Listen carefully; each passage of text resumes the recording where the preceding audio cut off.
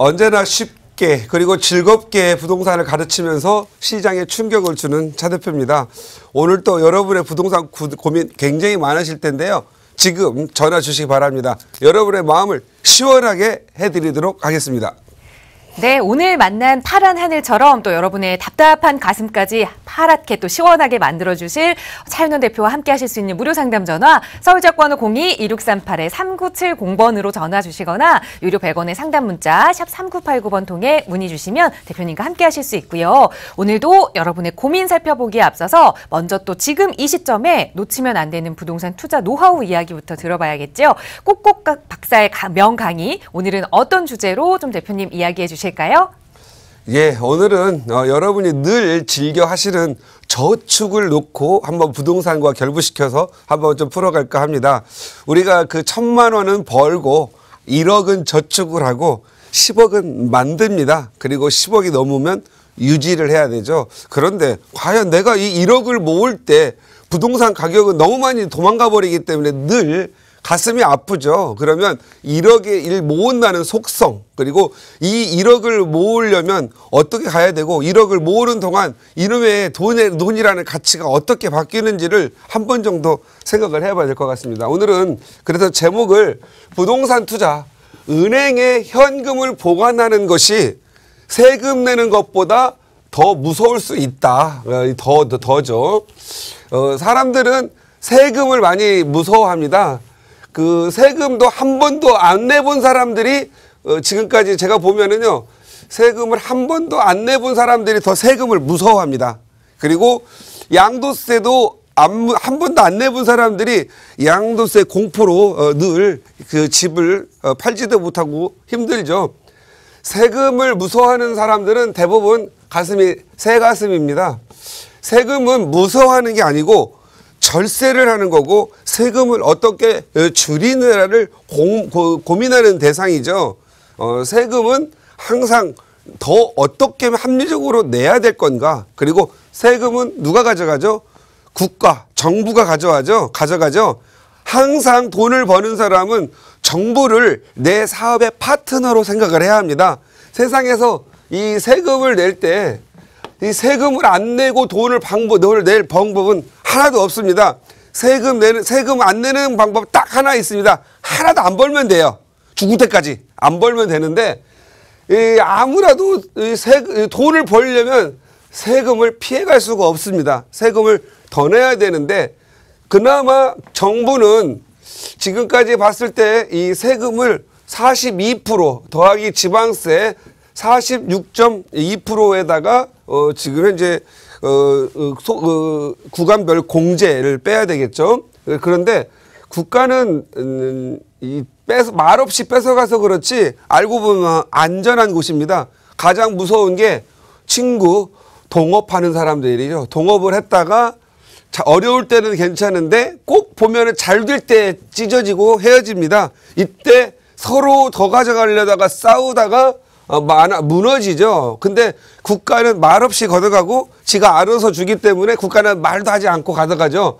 말없이 내야 되는데, 저는 오늘은 이 현금을 보관하는 은행이 더 무섭다라는 그런 걸 생각해 보려고 이렇게 잡아봤습니다.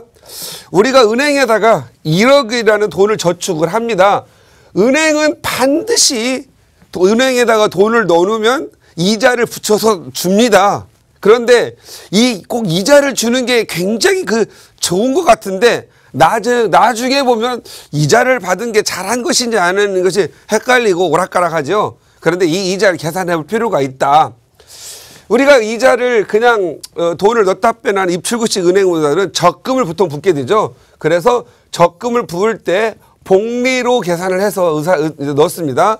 은행에다가 1억을 넣고 1 플러스 R 분의 N승년만큼 복리로 길어나는데, 만약에 1억이라는 돈을 은행 금리 1%로 넣고 세금이 15%를 떼지요. 그런데 6천만 원까지는 비과세, 9천만 원까지는 뭐 조금 감면, 우대금리, 그 다음에 9천만 원을 넣는 거에 대해서는 15%의 이자를 뗍니다. 그런데 그냥 좋은 은행 만나가지고 1% 또는 은행 이자 2%, 3%를 이자 하나한테 그냥 다 준다라고 가상을 하고 계산을 해보면 10년 동안 이 N이라고 하는 건 연수인데 10년 동안 은행에다가 1억을 넣어놨다고 볼게요. 그러면 1%의 복리로 줬을 경우에는 10년 후에는 1억 1,460만 원이 됩니다. 그런데 1억을 가지고 2%로 넣어놓으면은요, 이 10년이 지나면 1억 2,189만 원, 뭐 20%나 막 주죠. 그리고 3년이 지나 3%로 뭐 이제 이자 오른다고 하면 줄지 안 줄지 모르겠지만 1억을 3%로 복리로 해서 은행에 넣어놓습니다. 그럼 10년이 지나면 1억 4,390만 원 정도가 1억 3,439만 원을 줍니다. 아유 많이 주지요. 1억을 넣어놨다고 그냥 아무 노력도 없이 은행에다 넣어놨더니 3,400만 원을 더 줍니다. 10년 있다 더 주면은 기분이 좋을 것 같지요. 그런데 대부분 이게 1억이 아니라 10억이라고 생각을 해볼게요. 10억을 은행에다가 넣어놨더니 10년 지났더니 13억 4천만 원을 주는 거예요. 과연 10억이라는 걸 10년 후에 3억 더 주었을 때 여러분이 여기 이 자리에서 웃을 사람이 있을까요? 아마 그 사람은 집값도 모르고 주식값도 모르고 물가 상승을 모르는 사람이라면 아유 은행이 3억이나 더 줬으니까 좋다고 하겠지만 우울합니다. 지금 현재 10년 전에 10억이면 적어도 공덕동에다가 5억짜리 전세 3억 5천 뭐 4억 끼고 1억이면 10채 한 채 그러니까 10채를 살 수 있었겠죠. 뭐 5억짜리가 지금 5억은 올라서 10억이니까 그냥 뭐 10채를 사놨다라면 그냥 아무 신경 안 쓰고도 50억 올랐겠고 양도세 25억 내더라도 현재 25억 그러니까 10억을 넣었으면 적어도 250%는 올랐겠죠. 그런데 이 생각은 안 할 경우에는 가슴이 이 3억이라는 돈이 크게 보이지만 이걸 아는 순간 가슴이 좀 답답하게 되는 겁니다. 그런데 더 답답한 걸 생각하자면 우리가 1억이라는 돈이 10년 후에 얼마나 가치가 있을까를 계산해 보는 게 중요하겠죠. 그러면 이 복리식을 거꾸로 뒤집어서 1 플러스 R분의 N승년분의 1로 해놓으면 이 1억의 가치가 얼마나 떨어질까요? 라고 계산해 보면 되는데 지금과 같은 경우에 만약에 우리가 이 R 물가 상승률이 7.2% 한 자릿수를 해가지고 7.2%로 했다고 한다면 10년 후에 1억이라는 가치는 10년 후에는 1억은 5천만 원의 가치로 떨어진다는 거겠죠. 만약에 올해같이 임금 최저임금비가 10.9%가 상승을 했습니다. 그냥 인건비만 10% 상승했다고 보고 물론 매년 이렇게 오르진 않겠지만 10%씩 상승한다고 볼 경우에는요. 내가 지금 갖고 있는 1억의 가치는 7.2년 후에 1억의 가치는 5천만 원으로 떨어진다는 거예요.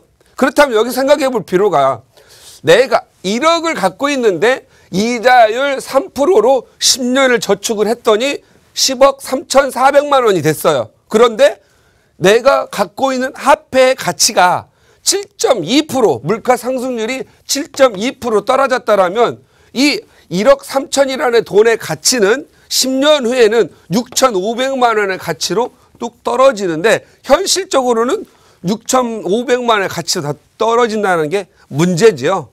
그래서 어떤 경우에는 제가 늘 가끔씩 이 얘기를 합니다. 1억이라는 돈을 저축을 하려고 내가 월 200만 원씩을 열심히 모아서 수년 동안 모으는 것보다 그냥 100만 원만 저축을 하고 100만 원은 이자를 낸다면 내가 100만 원을 지금 빌린다면은 3억 정도를 빌려가지고 이자를 낼 수 있는 돈인데 만약에 월 200만 원 저축한다고 하는 분이 100만 원은 저축을 하고 100만 원은 이자로 낸다면 3억을 더 사용할 수 있는 돈이기 때문에 차라리 은행 규제, 대출의 규제가 있다 하더라도 3억을 가지고 지금 같은 경우 미사나 이런 데 3억이면 살 수 있죠.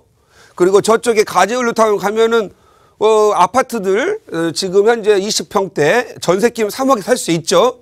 차라리 10년 후를 내다보면 지금 5억짜리 가재울 주변에 있는 아파트가 10년 후에 적어도 5억은 아니라 8억 정도는 되지 않을까 싶은 거예요. 그래서 1억 100만 원씩을 10년 동안 1억 2천을 모으기 위해서 저축하는 것보다 차라리 적어도 100만 원은 이자를 낼 줄 아는 사람이 나중에 10년 가면 부동산 가격 상승분이 있으니까 더 유리하지 않겠느냐.